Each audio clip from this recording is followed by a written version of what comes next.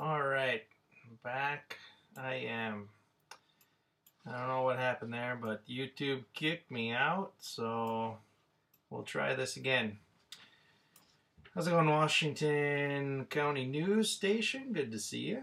Welcome back, JNC. I don't know what happened there, but I got kicked out. But I am back now. It's the second time YouTube has kicked me out of my own live stream.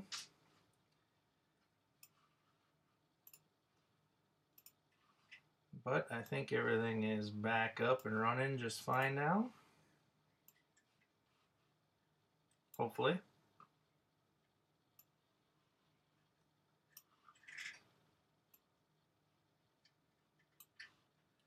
At least it shows that everything's back.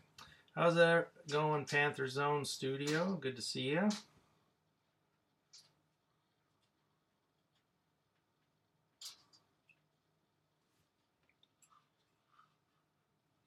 Hope your weekend is going good. Hopefully this stream won't kick me out and it will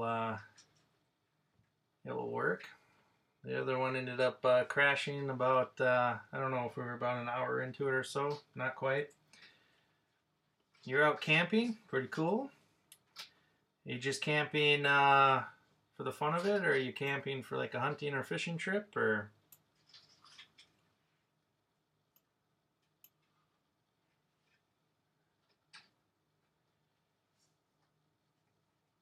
I haven't been camping for a little while here. We're in the middle of our winter season up here, so I haven't done much like cold weather camping or anything, so.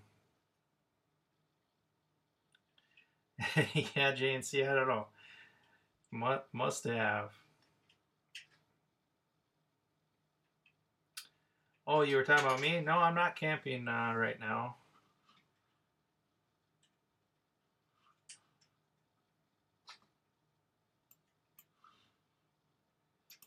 No, we were, I was on a live stream here and then it ended up crashing and kicking me out. It froze for a while and said it was still streaming, but I couldn't see the chat, and then it just all of a sudden kicked me out. So then I had to restart all my windows and try to get back on for a little bit. But everything looks like it's running fine now.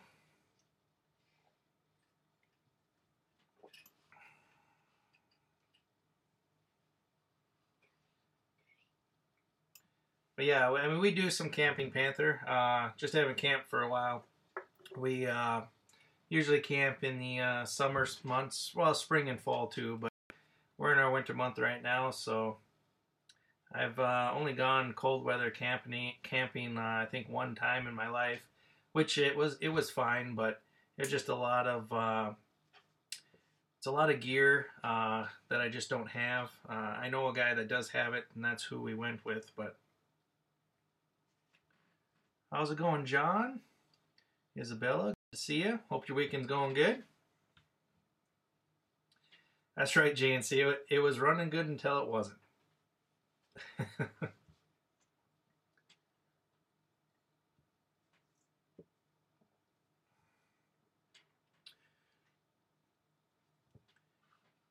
It's the famous sayings. It was working until it wasn't working. It's kind of like the saying, it's not broke until I've tried to fix it, or something along those lines too.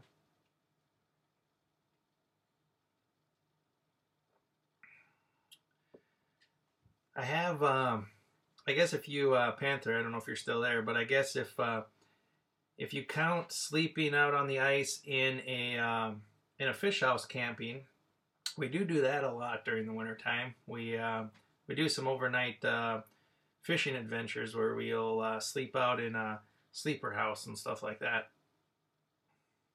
That's a little more like glamping, I guess, just because, I mean, we have a TV in there and all that stuff, but not necessarily, you know, in a tent type of situation. But RWA, thanks for coming back.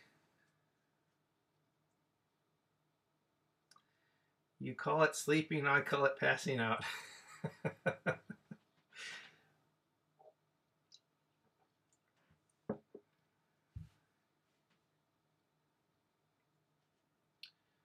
Well, thanks, Panther. Appreciate it. Appreciate you stopping by.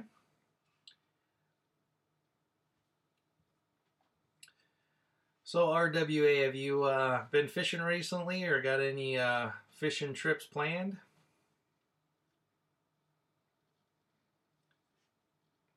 Or is it getting pretty cold now and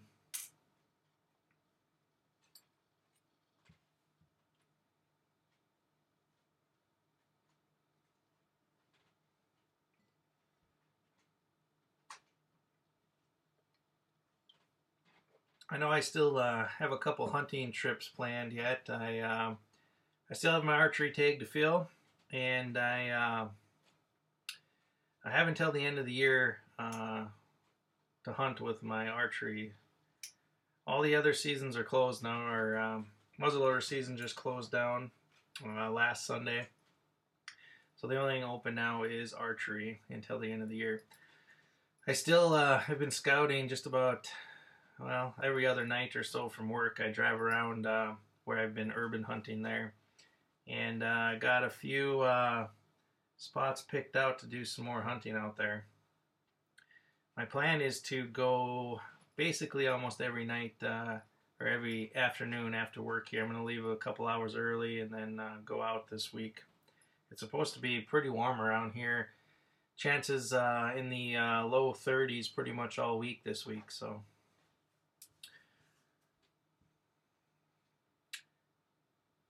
yeah, Panther, I've been going deer hunting, and then we do a lot of deer hunting and waterfall hunting, a lot of fishing too. We fish right now. We've been fishing ice fishing. Our lakes are all frozen now, and we've been doing quite a bit of ice fishing. We're going to be going ice fishing tomorrow again,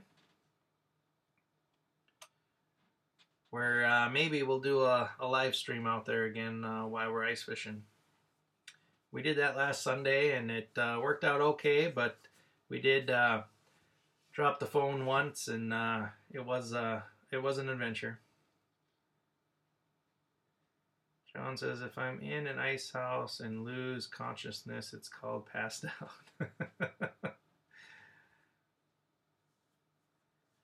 Misty says, I gotta remember to actually put your arrows in the car. Yeah.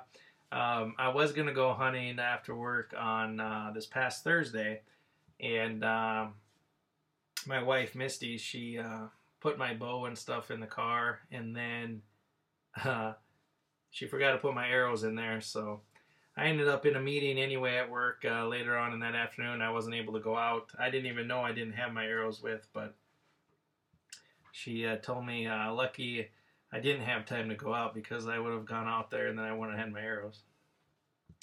But it wouldn't have been the first time that I've forgotten my arrows. I did that a few months ago too. I forgot my arrows at the house, and when I got out to the hunting spot, I couldn't find them, so I ended up having to drive all the way back home and get them.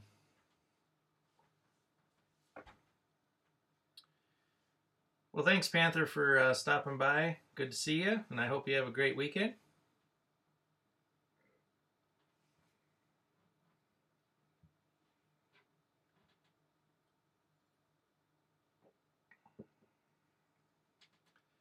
I think my brother ended up going fishing too today, or that's what his plan was. I haven't talked to him again, but he's been buying some new fishing gear this year, and is gonna try to go fishing a little bit more this winter. He went out and got himself a new Ion ice auger and a couple new ice rods, and I think he's gonna try to catch more fish than me this year. So I told him it's a challenge, and we'll see how it goes. John says, I'll shoot Bambi with a field point. Yeah, I mean, I'm fine with that too, but if I don't have an arrow, it's pretty hard to.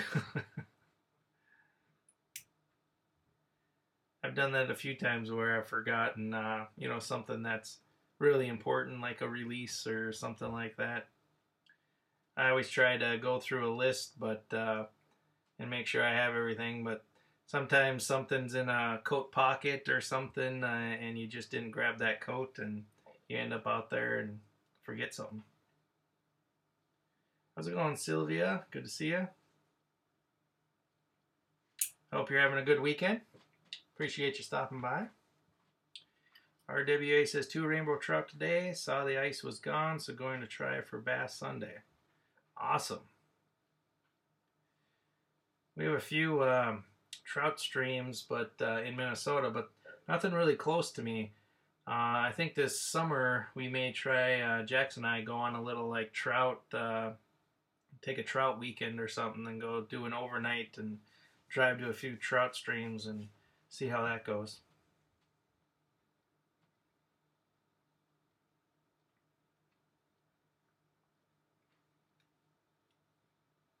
I know when we were ice fishing last Sunday and I put the underwater camera down, I did see a couple nice bass swimming by. We didn't catch any bass, but I did see a few nice ones swimming by down there. So, how's it going, Tag Team Recoveries? Good to see you. Hope your weekend's going well.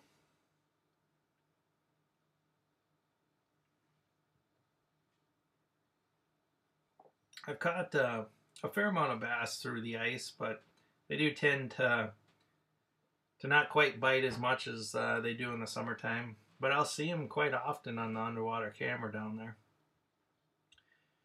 We ended up seeing quite a bit of fish down there. We got out there kind of late with only about an hour and a half of light left. And we got the camera down right away, and we ended up seeing a lot of crappies and sunfish right away. And then we seen a couple northern swim by. And then also, like I said, a couple nice bass swim by too. Tag Team, I'm doing really good. We've had a really good weekend so far. Today we celebrated Jackson's birthday. We had a birthday party at a bowling alley. And then tomorrow I think Jackson and I are going to go out and do some ice fishing. So he says, I like bass. We ate some before. Bass are good. I like all fish.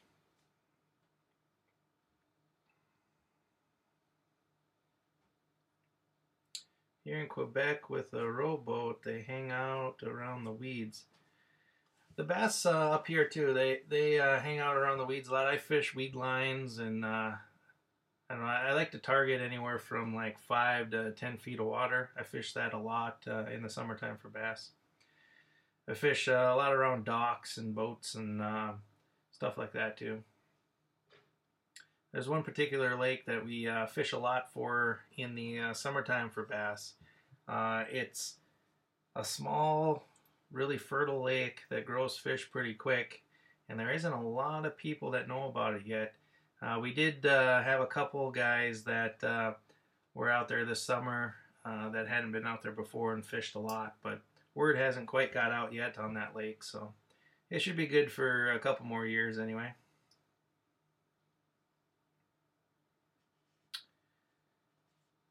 All fish taste the same to me. People say I'm strange. Yeah, I find that to be mostly true too. I mean, there isn't much taste between all the fish. I mean, slight changes, but not to the extent of some people. I guess some people's taste buds can pick up. I've never eaten a bass. I don't trust the water quality here. There are some lakes that are really polluted, and the fish are also polluted in them. I know of a few lakes that have like warnings on them where you should only eat like fish out of it every couple weeks and stuff like that because of the pollution in the lake. None of the lakes near me allow ice fishing. I would have to travel to my western regions. I suppose that's because of the ice thickness that they don't let you do it for safety, or is there other reasons, RWA?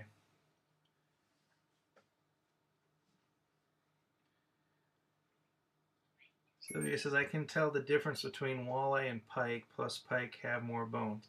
That is true. You can tell, I can tell the difference between like the texture and then also color too, and then also bones. When we catch pike, we actually fillet them to take out all the Y bones, so we fillet them to be boneless.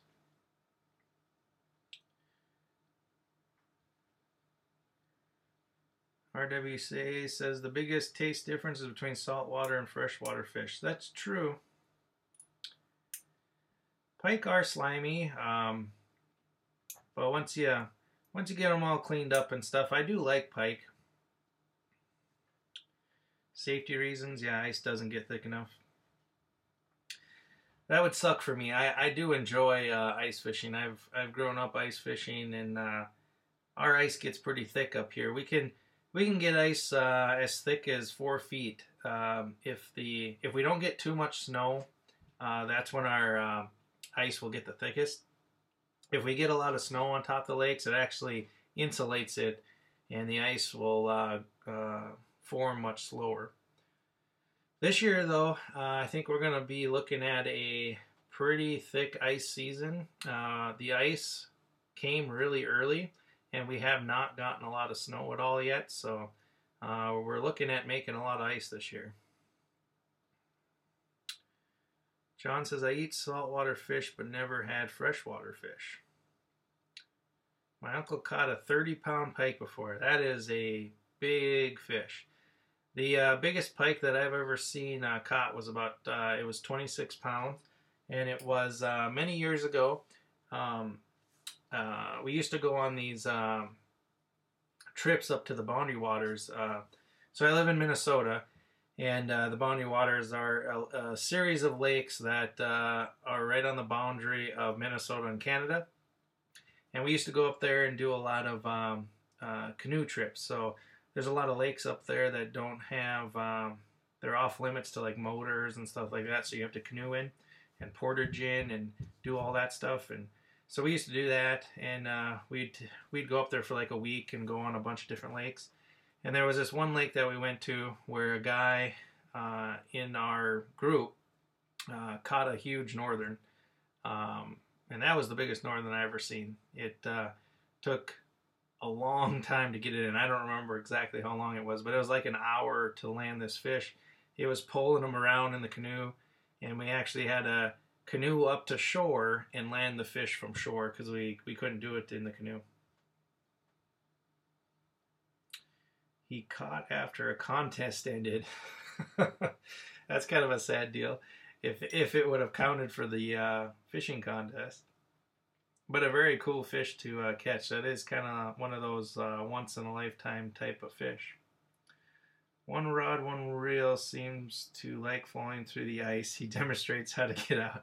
Yes, I've watched many of his videos. He it's almost like, yeah, he always intentionally tries to fall through. He does have videos on showing how to get out.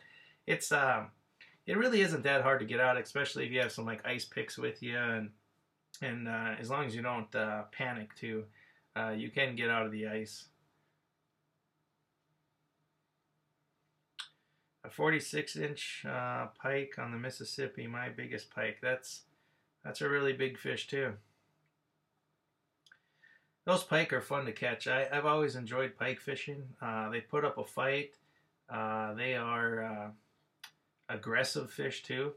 They tend to bite just about anything. I actually guided up at Devil's Lake, North Dakota for a few years, and we did a lot of pike fishing up there. It's a great lake for pike and walleye, and it's got some world-class perch fishing in it too. There's people that come all around the world to perch fish in that lake.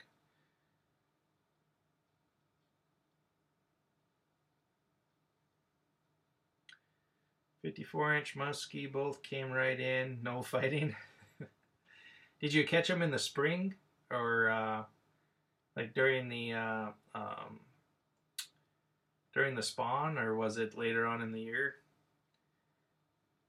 A buddy of mine caught it was like a 52-inch muskie that he caught like really early during the spawn in March.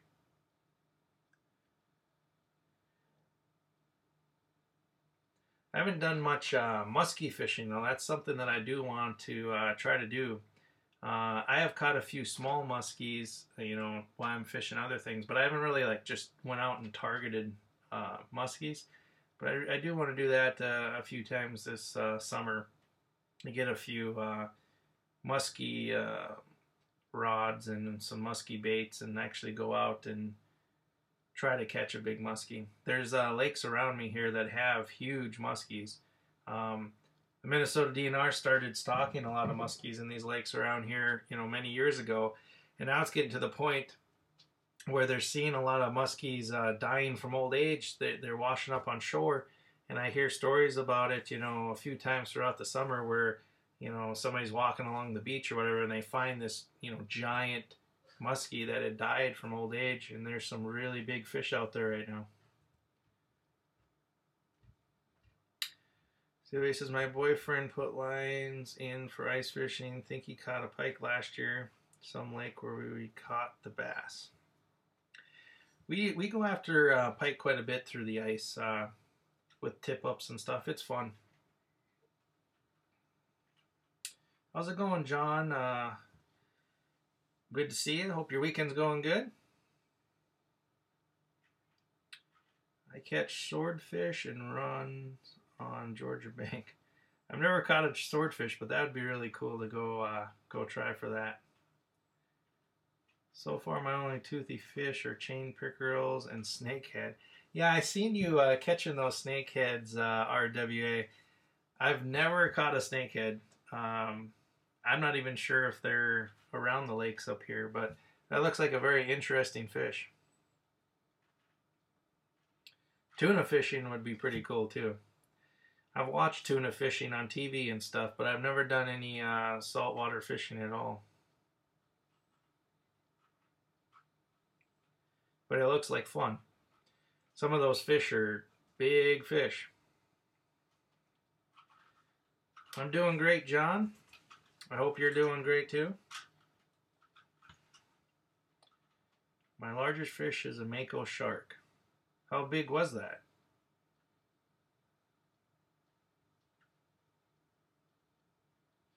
Yeah, I've caught a few dogfish, JNC.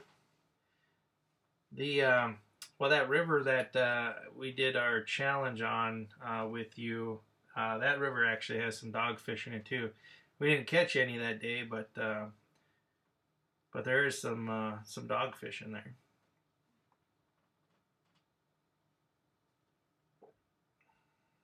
$728. That is a big fish.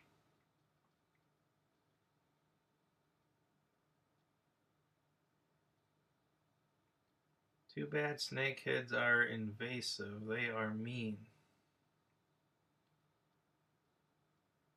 Terry, we should try to catch some eel pout sometime. Yeah. We should go to that eel pout festival thing this winter. We could even try to do it this winter. I think that's the end of January or beginning of February or something like that. They have this big eel pout festival on a lake not too far from here in Minnesota. There's thousands of people that go out there and go try to catch eel pout.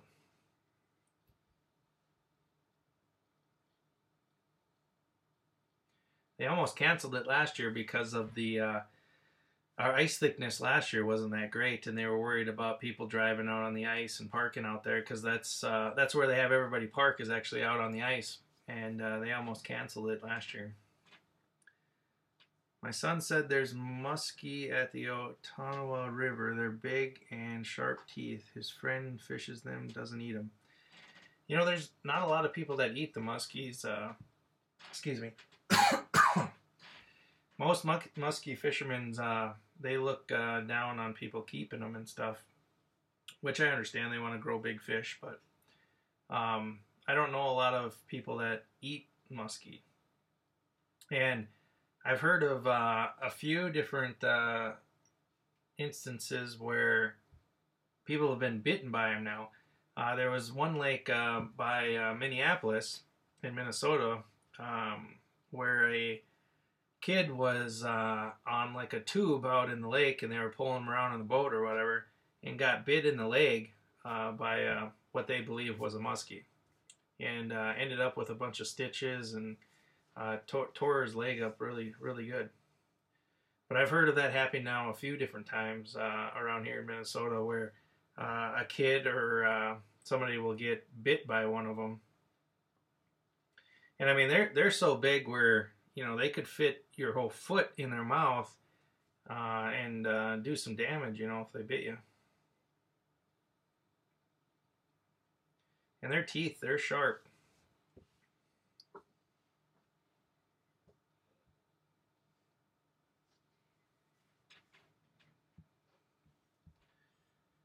But I have personally not seen a muskie that big. There was a video shot a couple years ago around here that showed a muskie eating a northern, and the northern looked like it was like a 6 or 7 pound northern, and that muskie had like that whole thing in its mouth and was just swimming away with it. How's it going, Chicken Fried Barbecue? Good to see you. Hope your weekend's going good. Did you catch muskie? I haven't caught any muskie. Well, I shouldn't say I haven't caught any muskie. I have caught smaller muskies, but just stuff that's, you know, I don't even think I've caught a muskie over 20 inches. They're just some smaller muskies. I saw a kid rip his tendons out by a muskie in TV, not in real life. That's scary when you can become your own live bait. Yeah, I know. Those fish are huge, and there has been more and more reported cases of kids and people, swimmers and stuff, being bit by them. Chicken Fried, a muskie is a type of fish. It's a freshwater fish. It's similar to a northern pike, but it's much bigger. These fish get 50 inches plus. They get really big.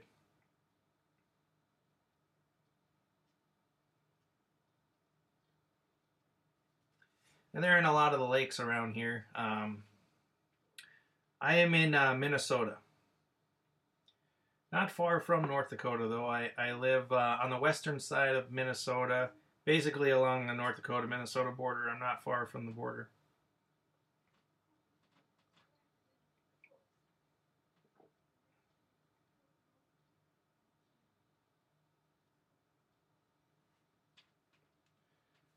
And how's it going, prep for it?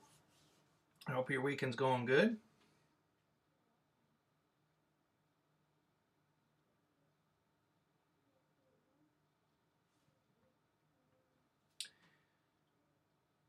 I grew up around this area, and I've lived in North Dakota, up at Devil's Lake, North Dakota, for a while, and then I lived down in Kentucky for a while, and then I came back up here to Minnesota.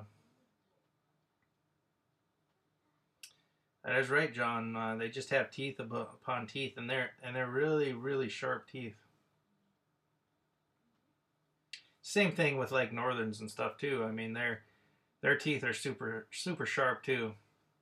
You definitely don't want to stick your hand in their mouth or anything like that. You don't want to be lipping a northern or a muskie like you would a bass or something like that.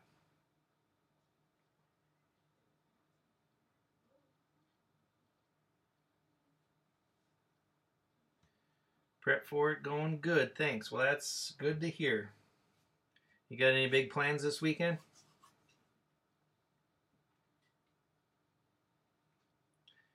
I know Jax and I are going to be going ice fishing tomorrow. We plan on going earlier in the day and staying out until dark.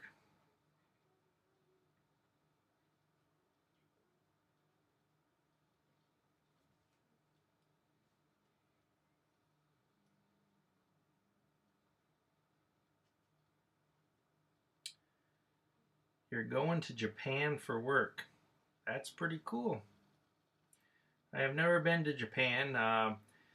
Where I work also, though, we do a lot of sales with Japan.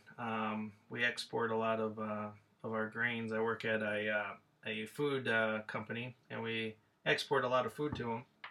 And so our sales team and stuff, they do a lot of trips to Japan every year.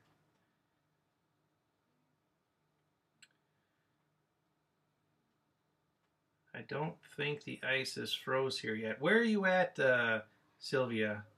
You're in Canada, if I remember right, but we have a lot of ice here now. I haven't been out since last Sunday, but we had a good 10 inches of ice out on the lakes around here. I would say that it's probably over a foot now. JNC had to say hello to a different channel. I'm back. Welcome back, JNC.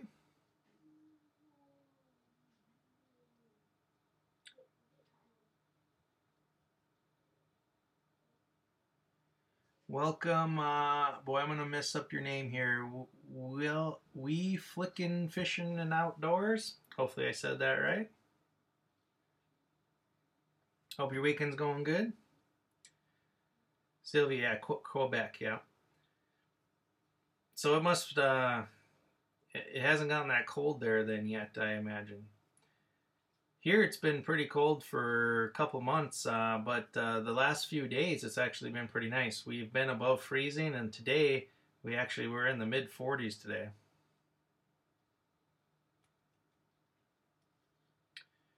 JNC says someone just fell through the ice, or someone just fell through here. I added the ice. I was thinking you were talking about the ice anyway. We had somebody fall through, I think it was last Saturday, a side-by-side four-wheeler pulling a fish house out fell through. They drove over a pressure ridge and it hadn't froze back up, and they dumped the four-wheeler and the half the fish house through the ice.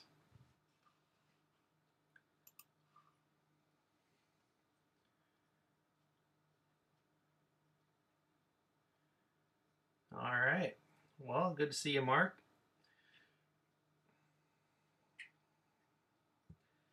I hope you're having a good weekend. You got any big plans this weekend, Mark?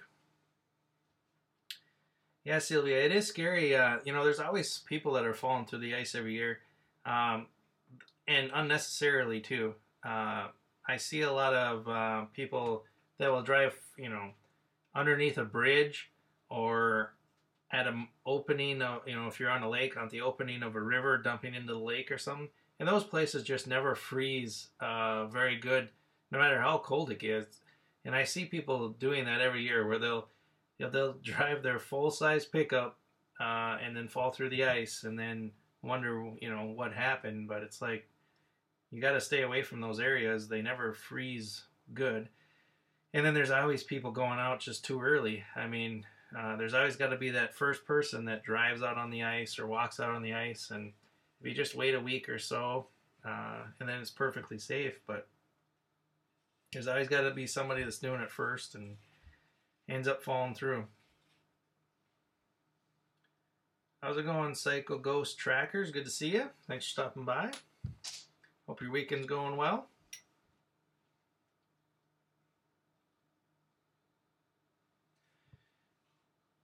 And if you haven't already, please hit that like button. I always appreciate that.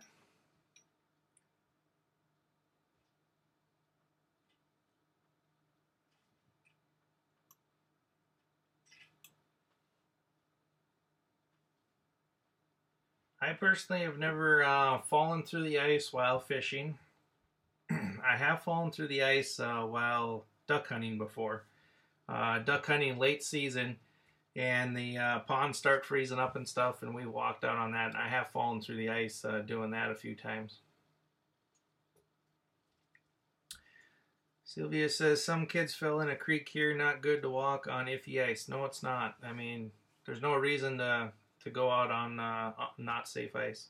And you should always be cautious of ice. I mean, you should always, you should have never trusted 100% anyway.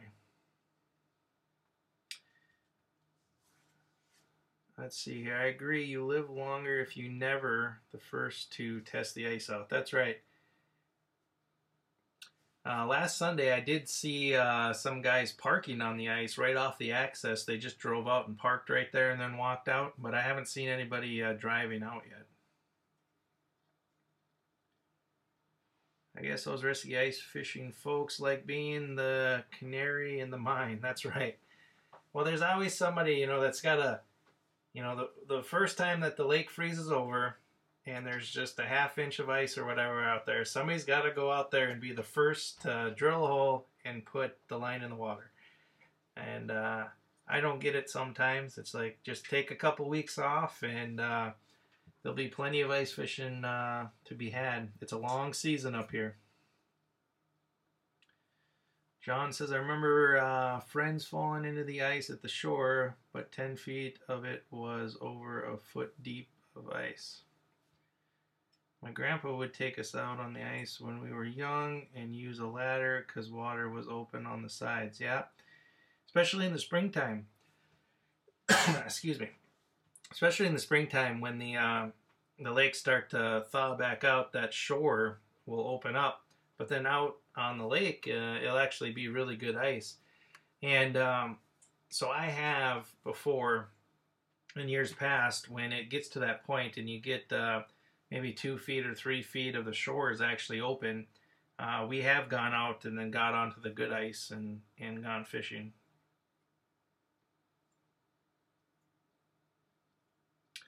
I think I remember my dad, he said he fell through the ice once, and I think he's referring to a story I'll tell. So when we were kids, where I grew up and where my parents live, there's a creek that runs alongside their property.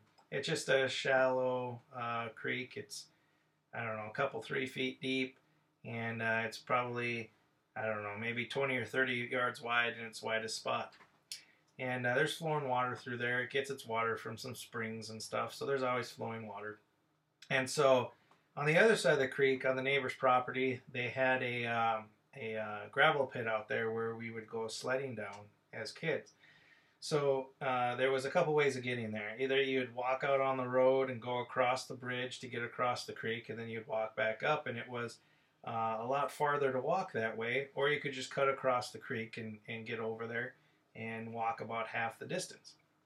So my dad takes us out there, and we start going across the creek, and he has his dog with him, and he's telling us kids, he's like, a thing to learn is that a dog will never walk on thin ice. So always follow your dog out, and you'll never fall through the ice. And I swear, once he said that, he ends up falling through the ice up to his knee, and he's yelling to his kids, get back, get back, get back, get back. And after we got back off the ice, he turned to us and said, well, maybe that's not true about the dog. And then we ended up walking the long way back with his wet foot and wet leg. But I'll always remember that. If anybody tells you that a dog will never take you out on thin ice, that is not true. Let's see, we got some new people in the chat. Scotty Hill, Catfishing Freak, how's it going? Good to see you. Hope your weekend is going great. Holisher Fishing is in the house. How's it going, buddy?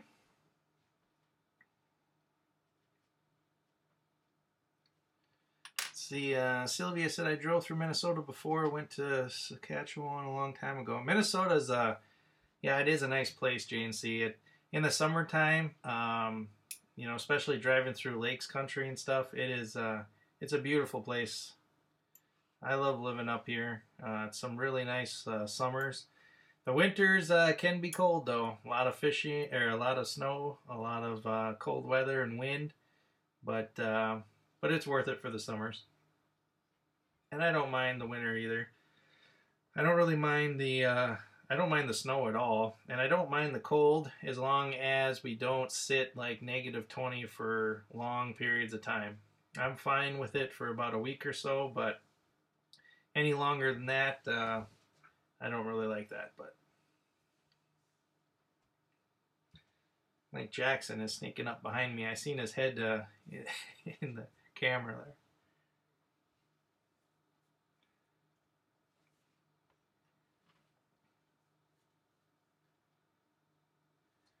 RWA said, I guess you have to consider that the dog would know the ice is thick enough for him, maybe not for you. That's right. Yeah, a dog won't, the dog himself won't walk out on thin ice, but that doesn't mean it's going to hold you.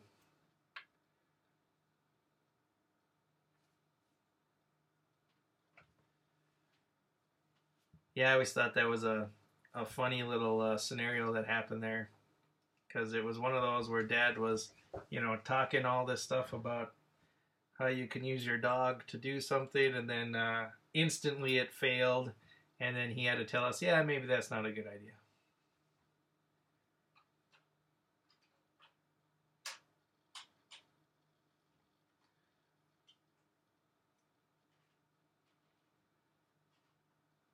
I have heard of so people spearfishing up here. I heard of a story where a guy was spearfishing, and you cut a pretty big hole in the ice when you're spearfishing. Some guys cut like really really big holes, but we usually cut a 3 foot by maybe 4 foot hole or something like that. And I've heard of it happening before where two people were kind of fishing close together. Fish came in, and a lot of people like to fish with their dogs. They'll have their dog in the fish house and stuff. And a fish came in, and the dog seen it and actually dove into the water after the fish and got up underneath the ice.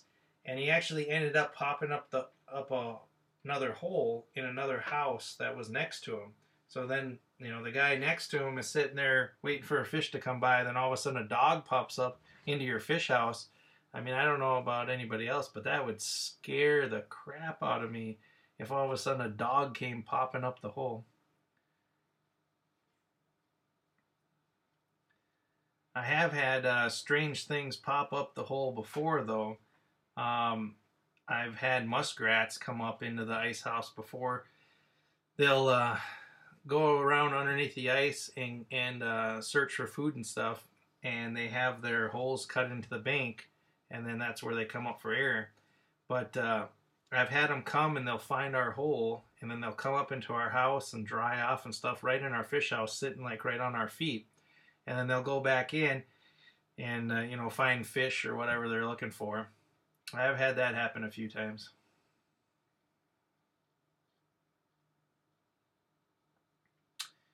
Sylvia says once in a while it gets down to near minus 40 C here. Yeah, it's cold. Terry says, I got the advice from Dean, who claimed that's why Eskimos preferred dogs over snowmobiles. Yeah, JNC, I don't know what I would do. I would probably run out of the house though, if a dog came up the hole. And then I would sit there wondering, like, what in the world? How did this happen?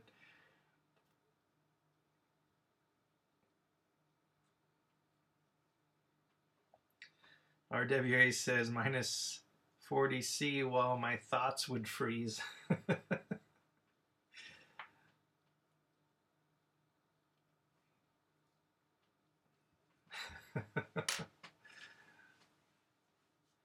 It does get pretty cold though. It's when it gets that cold, nothing is fun. It's not even fun walking to your car and getting in a warm car. It's like your eyelids start freezing. We have hunted in some pretty cold weather though. I've hunted in minus 20 degrees before, and I'll have icicles and stuff hanging from my beard and my mustache, and it gets to be kind of unpleasant.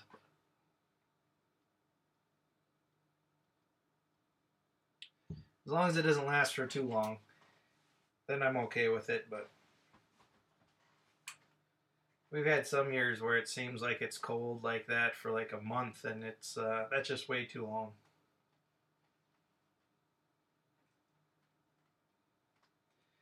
But I do like the snow. The snow is fun. You get to do some other activities and stuff when it's snow season. So I know I think it was about 5 years ago.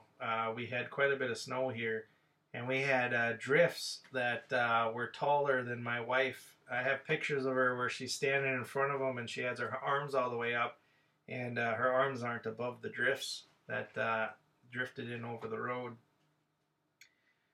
So we can get quite a bit of snow. But since then, we haven't had a lot of snow. And this year, I don't know, we've got a couple inches of snow on the ground, but we haven't gotten much snow this year.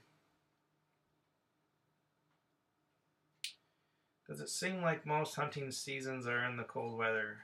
It does. They mostly are.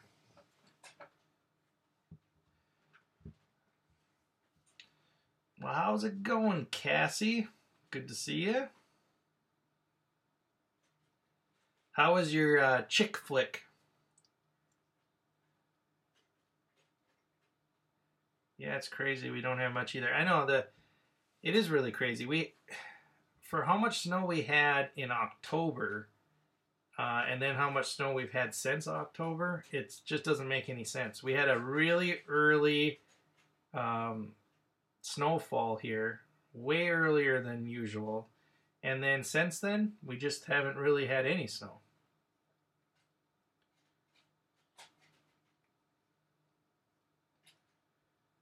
How's it going, Stoke Outdoors? Good to see you. Hope your weekend's going well. Thanks for stopping by. Cassie says, ask John.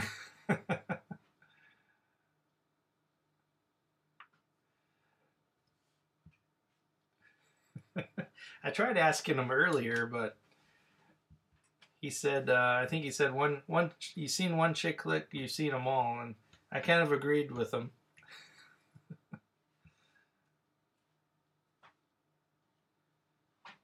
Digging the hat, man. I think we have the exact same one. I've had this hat for, let's see, I bet you it's going on 10 years now when I bought this one.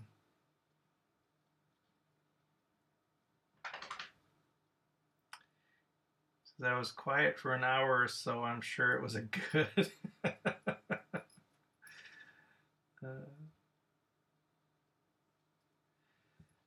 Yeah, I bought this at Gander Mountain.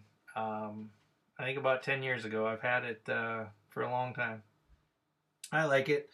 I wear it hunting a lot of the times and fishing, and I'll wear it to town every once in a while too. JNC is horrible, just horrible. She left the guy hanging at the wedding, then got back with him. That is still pretty much like every chick flick, though, JNC. I haven't narrowed it down yet.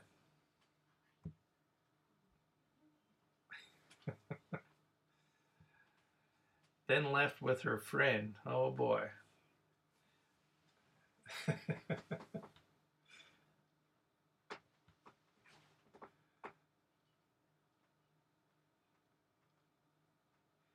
Thanks, RWA. I've always liked the hat. It used to have, it was like a leather little strap here too that came up from it, but that broke many years ago, and I never did replace that. But y'all be safe going back to work. Just wanted to stop and give you a thumbs up. Well, I appreciate it, and have a good time at work. Hopefully you get off soon here and you don't have to work all night.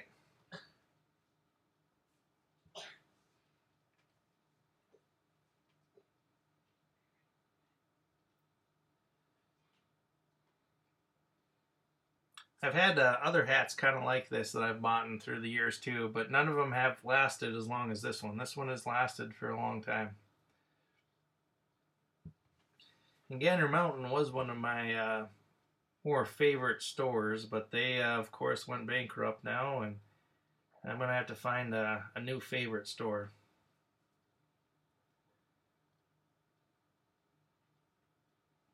We have a Cabela's up in Grand Forks, which is a little over an hour from me. I go up there every once in a while, but they always seem kind of expensive, and I don't buy a lot of stuff from them. RW said I had a strap on my Outback style hat and it broke also. Yeah, I think it broke, I don't know, the wind blew my hat off one day and it broke the strap, and then I just never replaced it.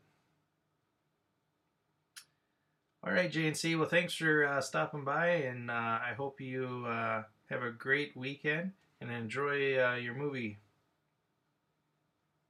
And thanks again for that awesome gift.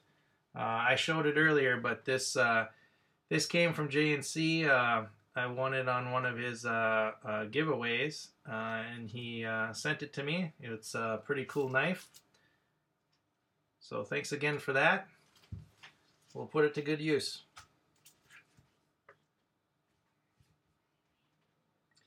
And you have a good night too, Cassie.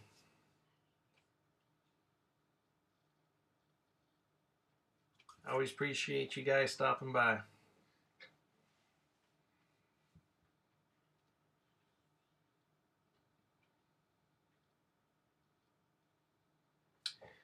yeah, it's a pretty cool knife. I look forward to using it.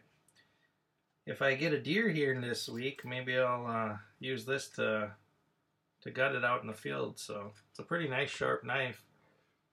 I've never had this brand before, but it seems like a pretty good nice knife. Came with a little sheath here, and it's got a little strap to keep the knife in there, and you can put your little belt buckle there. So it'll be pretty handy out in the out deer hunting.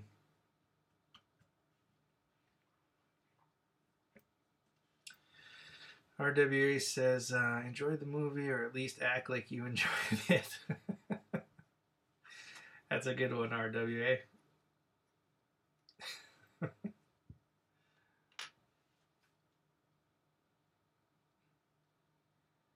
Have you, RWA, have you posted the video of you trout fishing today, or are you going to?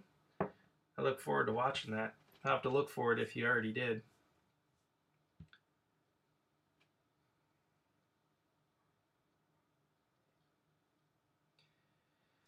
We used to go trout fishing quite a bit when I lived up in Devil's Lake. There was a river not far from there where they stocked it every year, the DNR did. They stocked it with trout, and we would fish that quite a bit, which was pretty fun.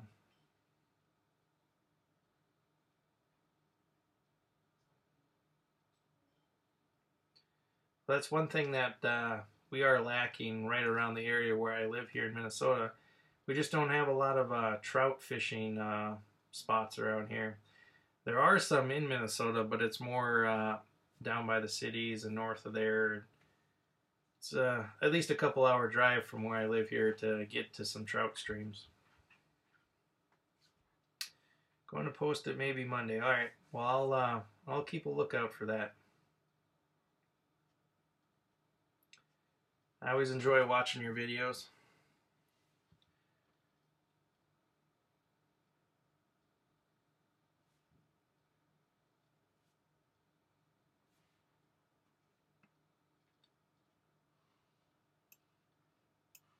Well, guys, I think I am going to call it a night here, though. I sure do appreciate everybody stopping by and hanging with me. And as long as we get some reception out on the lake tomorrow, I think we'll go live, Jackson and I, when we're out ice fishing. So should be tomorrow afternoon sometime. We'll check back in and show you guys how it's going, if we're catching any fish or anything. But until then, everybody have a good night. And again, like I said, thanks for stopping by. I do appreciate it.